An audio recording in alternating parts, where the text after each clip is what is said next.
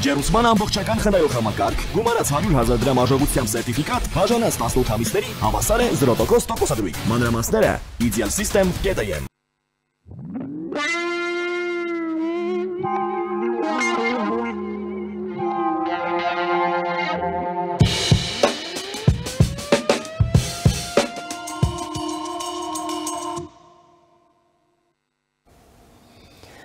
Շարունակում ենք մեր թողարկումը, առաջին լրատվականի եթերում կրկին Մեհրաբյան օնլայնն է, ես Ռուբեն Մեհրաբյանն եմ։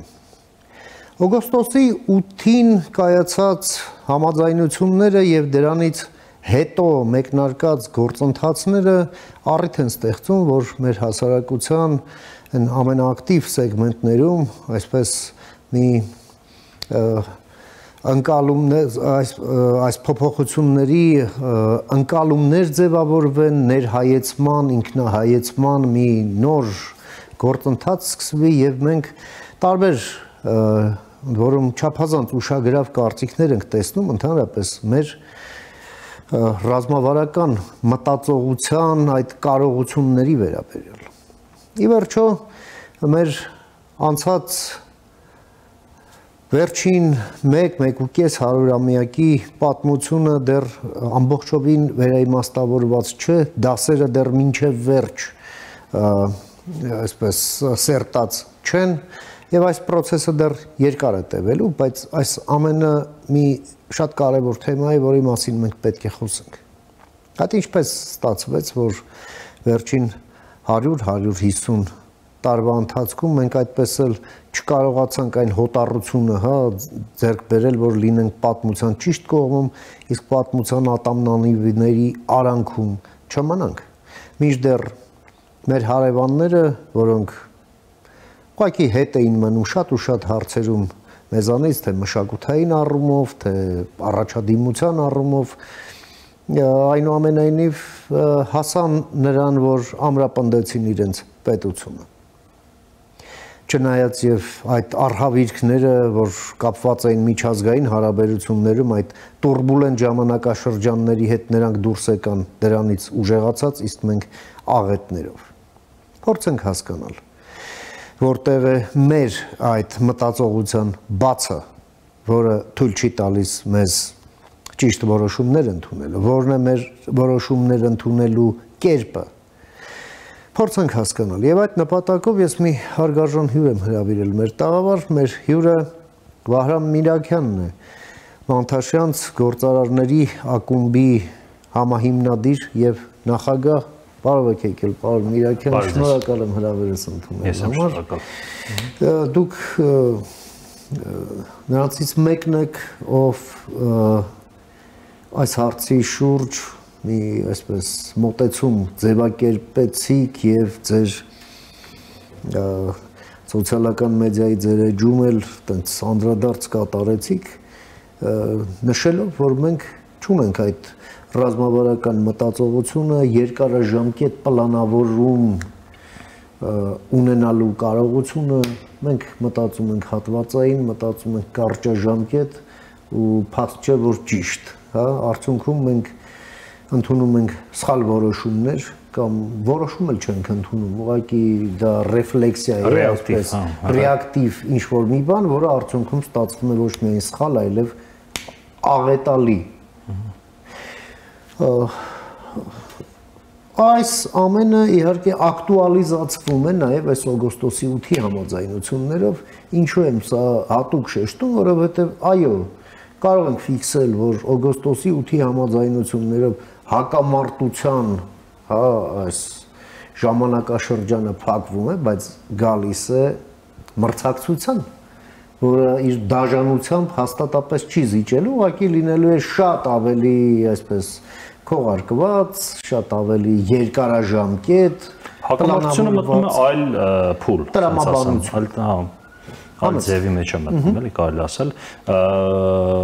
Ինչու է հակամարտությունը մտնում այլ ձևի մեջ, այդ շատ կարևոր է մեր տեսանկյունից ընկալել, որովհետև մենք հակամարտություն մեջ ենք մեր հարևան Ադրբեջանի հետ ու նաև Թուրքիայի հետ բավական երկար ժամանակ ու շատ կարևոր է ֆիքսել, որ այդ երկու կողմերում հակամարտությունը չի ավարտվել որևէ փուլում, այսինքն ժամանակ առ ժամանակ կրկնվել է նույն, չգիտեմ, մենք իշխանով գիտենք, որ 50-ական թվականներին նույն Թուրքիայի մելի ջարդեր են եղել։ 55 թվականին Ստամբուլում մոտ 5000 մարդ է կոտորվել, հիմնականում հույներ եւ հայեր։ Այսինքն Մենդերեսի ժամանակ։ Այդ ժամանակ այդ ամեն ինչը կրկնվում է։ Մենք իսկ այդ նշանակում է, որ ինչ-որ բան կա, process կա, նպատակ կա, ծրագիր կա, պլան կա, գաղափարախոսություն կա, որը չի ավարտվել դրվագային։ Նույնը վերաբերում է Ադրբեջանին։ Մենք եթե ասենք, որ, չգիտեմ, 20 թվականին, երբ որ ինչով ավարտեց, երբ ամենամեծ կոտորածը Շուշիի հայ ջարդերն էր, երբ որ Շուշին կարծեմ 20-ն էր հենց ավարտին էր Ադրբեջանի Դեմոկրատական Հանրապետության ավարտական փուլում էր, ու ինչն է, որ Շուշին ստրատեգիական նշանակություն էր Արցախի համար, ու հենց պատահական չէր, որ իրենց հանրապետության վերջի փուլում արդեն սովետականացումից առաջ իրենք կոտորած կազմակերպեցին, մոտ 20000 հայ կոտորեցին Շուշիում ու վերջնականապես ոնց որ իսլամացավ դրանց հետո Շուշի քաղաքը, ու դրանց սովետական շրջանում էլ ամբողջ սովետական շրջանում իրենք էլի Արցախի ադրբեջանացման քաղաքականություն վարեցին, այսինքն այն փուլը, որ մենք ասում ենք խաղաղություն էր սովետական, չէ, 70 տարիներին ռազմական բախում, ըստ էության բացի այդ վերջ շրջանից չի եղել։ Միջանձնային բախումներ եւ այլն դες տարբեր հողի վրա եղել են, բայց այս խմբային մեծ բախումներ չի եղել սովետական շրջանում, քանի որ դե եղբայրական հանրապետություններ են, չէ՞ մենք, բայց միևնույն ժամանակ սովետական շրջանում իրենք նաեւ իրենց այդ նվաճողական քաղաքականություն շարունակել են տարբեր ձևերով, սահմանները ժամանակ առ ժամանակ տարբեր ձևերով կաշառքուբան առաջ տանելու, լղիմը մի քանի մասերի բաժանելու, նույն Շահումյանը, որ անջատեցին Հայաստանից կդրեցին այդ բանը սկզբում քրդական հանրապետություն ստեղծելով, հետո լուծարելով կպցնելով Ադրբեջանին եւ այլն, ու տենց տարբեր քաղաքականություն վարելով իրենք ըստ էության նվաճողական քաղաքականություն շարունակել են։ Մի հետաքրքիր բան ժամանակին մի աշխատությունում եմ կարդացել, բոլոր կարևոր ճանապարհային այդ հանգույցների վրա ադրբեջանական յուղեր են հիմնել սովետական շրջանում, բոլոր կարևոր ջրային աղբյուրների սկզբի հիման վրա ադրբեջանական յուղեր են հիմնել էլի սովետական շրջանում եւ այլն, այսինքն ձորերը եւ ճանապարհները այսպես վերցնում էին եւ հայկական յուղերը, որ նայում եք, սարերի գլխին են։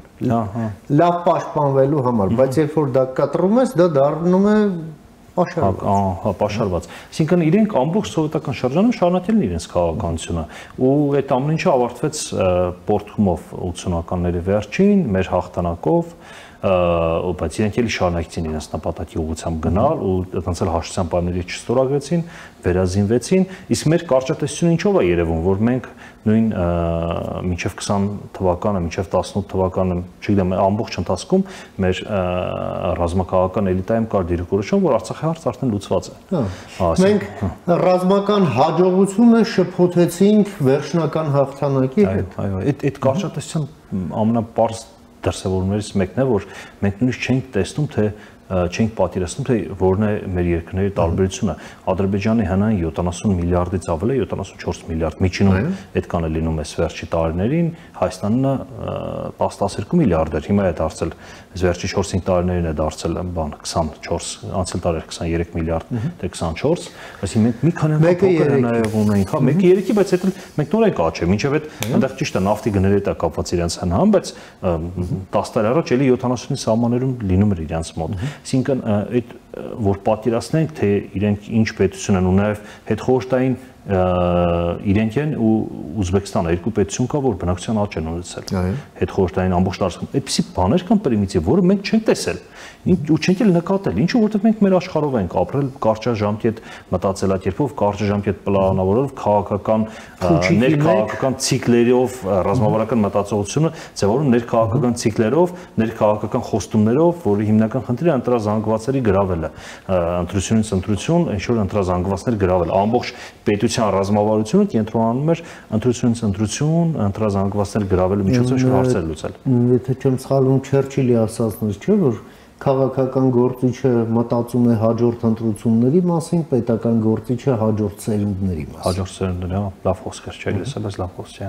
Հա, մեր մոտ հենց այդ է ցավոք սրտի, հիմնականում հաջորդ ընտրությունների, իսկ սերունդների մասին մտածելը ավելի շատ անձնային մակարդակով, ընտանեկան մակարդակով է եղել, էլ ոչ թե պետության հասարակության։ Հա, մեր ընտանիքի սերունդները լավ լինեն։ Պարոն Միրաքյան, հիմա փորձեմ ձեզ այսպես առարկել հետևյալ բանով։ Տեսեք,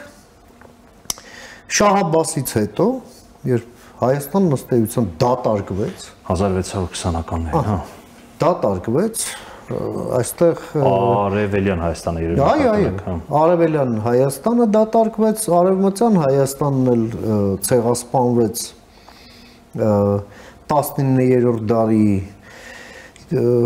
վերջերից եւ 15 թվականով, հա, այսպես, դե մինչև 23, այսպես վերջին մնացորդներն։ Բայց մյուս կողմից այստեղ երբ 1918 թվականին ստեղծվեց Հայաստանի Հանրապետությունը, ընդ որում Թիֆլիսում, իսկ կառավարությունը չէր կարողանում գալ այստեղ, Երևանում պարլամենտի այն ժամանակվա շենքի տեղը գիտեք։ Այո։ Այն Գրիբայեդովի արձանից սկսած, այն որ Կրիվոյը, հա, այսպես ասած, տեղապստամբություն սկսեց ժամեր անց։ Եվ Արամ Մանուկյանն էր, որ այդ մի քանի գնդակահարություն եղավ, չէ՞ որ մի քանի չէ, մի հատ լավ ու բավականին կոշտ ձևով ճնշվեց այդ ապստամբությունը, ճնշվեց նաև ներկայիս Մասիսում, սա քաղաքներն էլ, գյուղերն էլ ունեին ադրբեջանական անվանումներ արդեն։ Ես որ նայում եմ, այդ ամենը ինչ է անցել Հայաստանը, հայ ժողովուրդը վերջին 100-150 տարվա մեջ, այո, ցեղասպանություն եւ այլ, բայց ինձ ավելի շատ ոնց որ հիշեցնում են իսպանական ռեկոնկիստան, հա? Եվ վերստեղծվեց Հայաստան պետությունը անի կործանումից հետո, այնուամենայնիվ 1000 տարի պետական չգոյությունից հետո։ Հիմա մենք ունենք, թե մենք չունենք երկարաժամկետ պլանավորում, սենց ընկալում, էլի գաղափար բան, չէ՞։ Օրինակ նույնը հրեաների պարագայում 2000 տարի առաջ տեղի ունեցավ նրանց Այսպես ասենք, ցեղասպանությունը եւ բռնագաղթը եւ 2000 տարի նրանք ամեն նոր տարուն ասում են հաջորդ տարին Երուսաղեմում։ Հասան Երուսաղեմ 2000 տարի հետո։ Համաձայն։ Հա, այստեղ սկզբունքային տարբերություն կա մեր ու հрьяաների մեջ, քանի որ մեր process-ները գնացել են ընդհանուր տարածաշրջանի process-ների զարգացմանը զուգահեռ։ Այսինքն Իսրայելի դեպքում, եթե Իսրայելը մենակ եւ ինքնուրույն տարածաշրջանում եկել է անկախությանը հասել, մեր տարածաշրջանում դա շատ բան մեզանից չի կախված եղել, ամբողջ տարածաշրջանը գնաց է անկախացման նույն բանից հետո, երբ որ եղավ հեղափոխությունը, Անդրկովկասյան Սեյմը ձևավորվեց, չէ՞, Անդրկովկասի պետությունները մեխանիկորեն ցարական Ռուսաստանից անջատվեցին, դարձան մեխանիկորեն երբ ու մենք ամենավերջին ընդուն բանարեցինք, էլի անկախության գնացինք, հա, հետո նույն ձևը ամբողջ տարածաշրջանը սովետականացվեց, մենք էլ տարածաշրջանից սովետականացվեցինք, հետո ամբողջ սովետական միությունը փլուզեց, մենք էլ սովետական միությունը փլուզման հետ անկախացանք, այսինքն ոնց մենք Ուզբեկստան, Ղազախստան, չգիտեմ, Ղրղըզստան եւ այլն, ուզում ասեմ, մենք տարածաշրջանային մեր մոտ ոչ թե մեր ազգային կամ պետական մտքի ձևավորման արդյունքում այդ ամեն ինչ եղավ, այլ եղավ ընդհանուր տարածաշրջանային այդ ոնց որ կացայի երման process-ում ու ասեմ նույն process-ները եղել են Ադրբեջանում։ Երբ որ մենք նայում ենք 1918 թվականը Բաքվում մուսուլմաններն եղել են մոտավորապես կեսը բնակչության։ Հայերը եղել են մեծամասն ամենամեծ էթնիկական խումբը եղել են հայերը նույն Բաքվի ու իդեպ ձեր այս գործարարների ակումբի անվանումն էլ այսպես տանում է դեպի այդ ժամանակ, երբ Բաքվի նավթի Փաշինյանն էլ երեք ասաց 80%-ը հայերի ձեռքն էր, իսկ Բաքու, Բաթումի նավթամուղը աշխարհում առաջին պատմության մեջ առաջին նավթամուղը հենց Մանթաշյանինն էր, չէ՞։ Եվ Նոբելը, Ռոթշիլդը փող էին տալիս իրենց արդյունահանած նավթը տեղով տանել Բաքումի։ Այո։ Հա, այսինքն Բաքուն նույն ձև Ադրբեջանը այն ժամանակ որ նույն բանը թուրքական քեմալական զորքերը երբ որ գալիս են Բաքուն գրավելու, Բաքուն հայերն են պաշտպանում,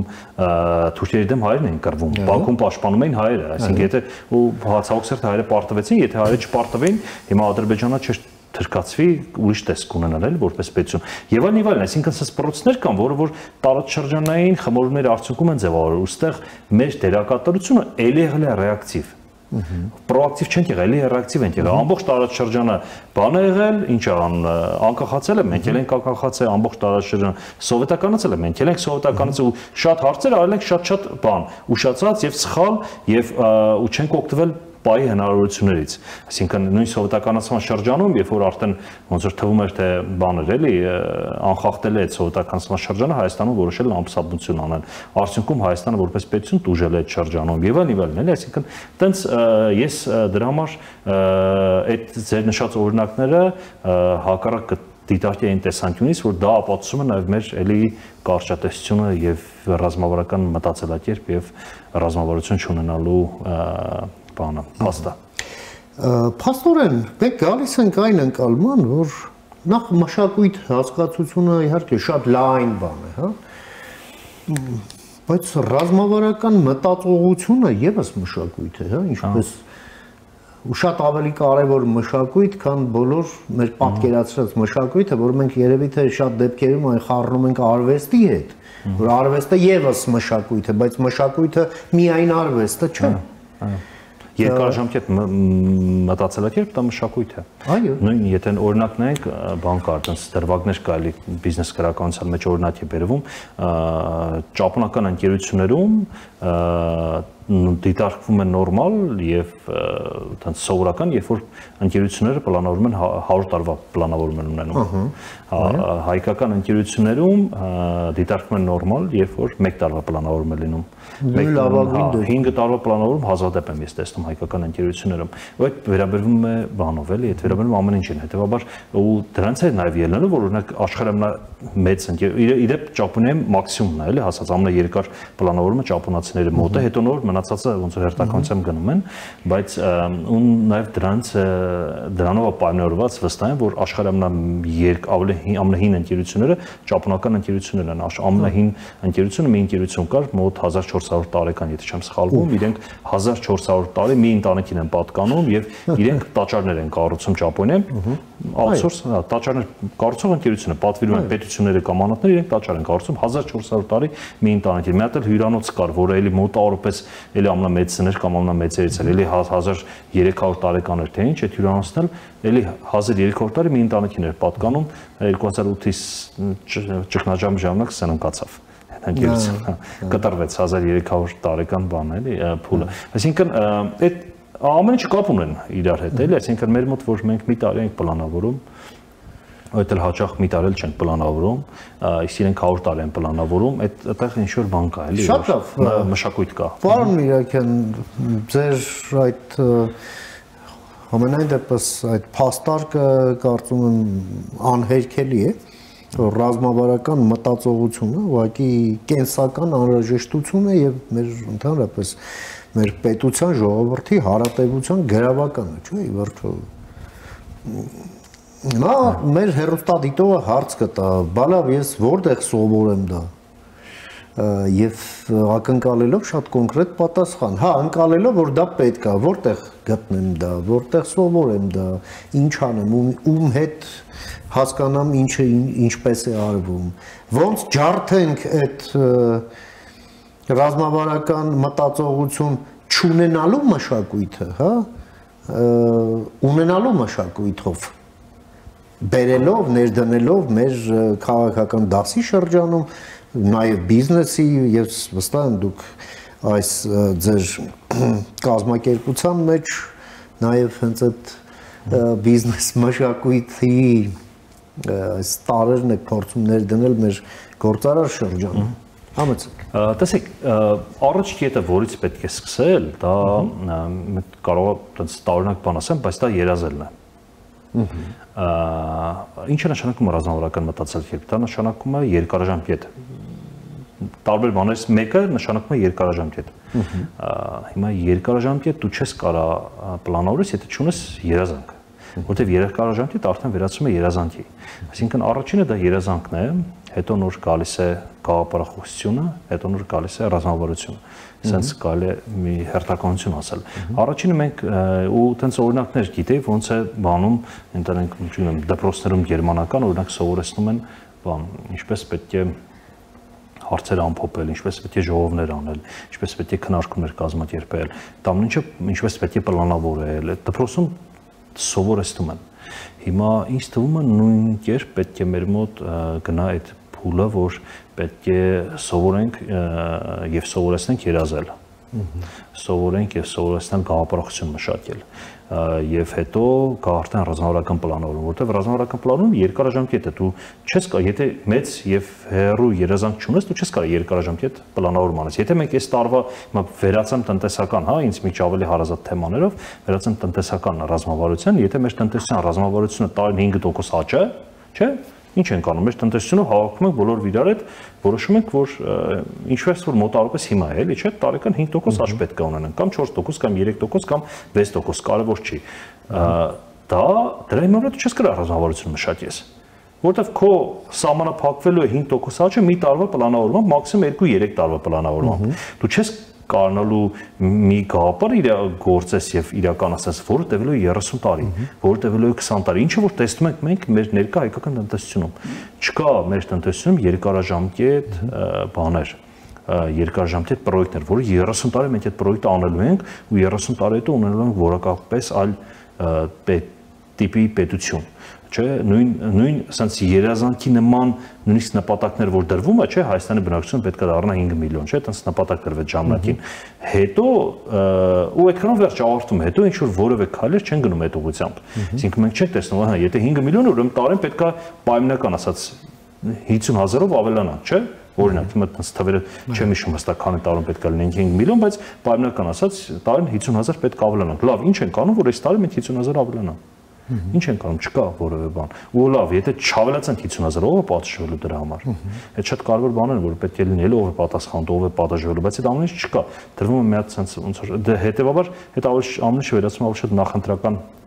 քաղաքական ինչ-որ պրոցեսների, քան թե իրական բաների, էլի ռազմավարության կամ քայլերի։ Տենց, եթե մի երկար ասեմ, Պարոն Միրաքյան, մեզ մոտ այսպես հաճախ երազողներին ասում են դուք իրականությունից կտրված ցնդածներ եք։ Իրականությունից կտրվել ճիշտ են ասում, հա, ցնդածը չէ։ Չէ, ես ասում եմ ինչ են ասում։ Իսկ ով որ չի երազում, դա բացատրվում է նրանով, որ նրանք իրատես են, հա։ Եթե մենք խոսում ենք այսպես ստոպ կադրում այս պահի դերությամբ, այդ ճակերտավոր իրատեսը ճիշտ է, ճակերտավոր ցնդածը սխալ։ Տեսեք, այդ մենք իրատեսությունը պեսիմիզմի հետ ենք ինձ թվում է շփոթում բոլորովս, էլի, որովհետև ինչ որ ստեղծվում է, այդ թվում նաև ներկա իրականությունում, ստեղծվում է ինչ-որ մարդկանց երազանքների արդյունքում։ Հասկանաք, ես լրատվամիջոցը ստեղծվել է ինչ-որ մարդու կամ մարդկանց երազանքների արդյունքում։ Այս հագուստը, որ ես հագնում եմ, ստեղծվել է ինչ-որ մարդու երազանքի արդյունքում։ Այն մեքենան, որ մենք վարում ենք, ինչ-որ մարդկանց երազանքի արդյունքում է ձևավորվել։ Եվ այլն, այսինքն ամեն ինչի սկզբում երազանքն է լինում, էլի, ընդհանրապես դա երազանքը դա ապագայի տեսլականն է, որի ուղղությամբ մենք ձգտում ենք ու գնում ենք, հասնում ենք այդ ուղղությամբ։ Մանտաշյանցը, որը ձևավորել ենք, դա եղել է երազանքի սկզբանը։ Հա, ու եղել է ցնդած երազանք, որովհետև ես լավ եմ հիշում, երբ որ մենք Հայաստանում բացում ենք Մանտաշյանց գործարների ակումբ, բոլորն ասում էին Հայաստանը չի աշխատի։ Հետո երկրորդը Դուք կյանքից բան չեք հասկանում։ Հա, դուք չգիտեք, տեսնեք, չեք պատկերացնում ինչ է կատարում, հա։ Հա, մի քիչ բան չէ, էլի, դրանց ոչինչ, էլի ջահելներ եք, բան։ Հետո նույնը եղավ, ասենք, նույնը մեր ամեն բանում է, ամեն քաղաքում, որտեղ մենք արդեն 21 քաղաքում մասնաճյուղ ունենք, գրեթե ամեն քաղաքում նույն բանն է, որ մեր մոտ դա չի աշխատի։ Նույն չգիտեմ, երկրորդ քաղաքը Լոս Անջելեսն էր, որ Մանտաշյանցը բացվեց, Լոս Անջելեսում էլ շատ ոնց որ դժվար ու ծանր գնաց, որտեվ ասում են, հա, դա այստեղ չի լինի, ինչի մասնախոսք, այստեղ ուրիշ է։ Մենք ասում ենք շաբաթը մեկ պետք հավաքվենք, մեզ ասում են, ում կարաս դու ոնց կարաս Լոս Անջելեսում շաբաթը մեկ մարդ հավաքես, որովհետև այստեղ տարիներ երկու անգամ մաքսիմում կարողանաս հավաքես, բան, չէ՞, իրատեսները իրատես կարող իրեք այսի Հայաստանում մարդիկ կարող են հավաքվեն, հա, բայց հիմա շաբաթը երկու անգամ են մեր մոտ հավաքում Լոս Անջելեսում, էլի։ Այսինքն այդ բայց ամեն ինչը երազանք կար ու հետո գնաց տարիների ընթացքում ստացվեց։ Հիմա 21 մասնաճյուղ ունենք, էլի հայկական քիչ կազմակերպություններ կան, որ Հայաստանում ծնվել են, ունեն 21 մասնաճյուղ։ Այդ թվում մեծ մասը Հայաստանից դուրս մասնաճյուղերը։ Հիմա հետեւաբար դա իրատեսականություն չի չհավատալ է երազանքին, ասենց ասեմ, որտեղ կան փաստեր, կան օրինակներ, կան հաջողություններ աշխարհում ինչ պրոյեկտ լինում է, ինչ մեծ պրոյեկտ լինում է, ինչ բան լինում է, սկսում է երազանքից։ Աշխարհում էլ գործի տեղն էլ անձնական կյանքում էլ առանց երազանքի չի լինի։ Ու մեր հիմնական խնդիրներից մեկն է դա, որ մենք որպես ազգ չունենք ընդհանուր երազանք։ Որպես ազգ չունենք, ո՞րն է մեր երազանքը։ Մեր երազանքն է լավ ապրելը, ցեղասպանությունը ճանաչել։ Լավ ապրելը ազգային երազանք չի, լավ ապրելը դա անհատների բան է, էլի։